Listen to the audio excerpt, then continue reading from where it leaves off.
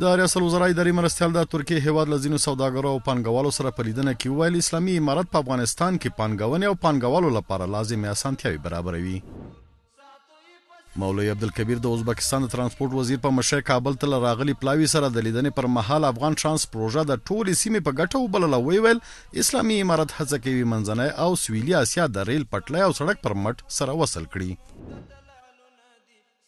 د ریاست الوزرا اداري مرستیال د صنعت ملي او نړیوال نندارتون کې د وینا پر مهال ویل د صنعت وده د یو هیواد د اقتصادي ودې او پراختیا لپاره ځانګړی او مهم ځای لري. مولوی عبدالسلام حنفي د ملګرو ملتونو سازمان د پروژې خدماتو ادارې UNOPS اجرایي رئیس سره د لیدنې پر مهال ویل اسلامي امارت په افغانستان کې د UNOPS له فعالیتونو د ملاتړ ترڅنګ دغه ارګان د پروژو تطبیق ته لازمي اسانتیاوې برابروي.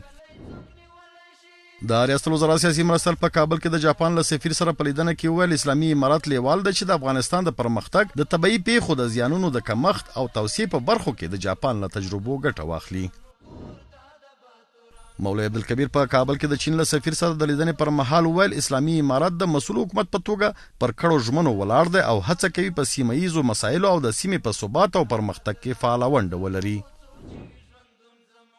د ریاست الوزرا اقتصادي مرستیال په بغلان کې د ملګرو ملتونو د بیلابیلو ادارو له مسؤلینو سره د لیدنې پر مهال له دوی وغوښتل چې له اسلامي امارت سره په همغږۍ د بغلان له سیلاب ځپلو سره بشري او پراختیایي مرستې وکړي. مولوی عبدالسلام حنفي د جمهوریت روغتون د فعالیتونو او پرمختګونو نه د لیدنې پر مهال ویل اسلامي امارت افغانانو ته د معیاري او سټنډرډ روغتیایي خدمتونو وړاندې کولو ته ژمن دی.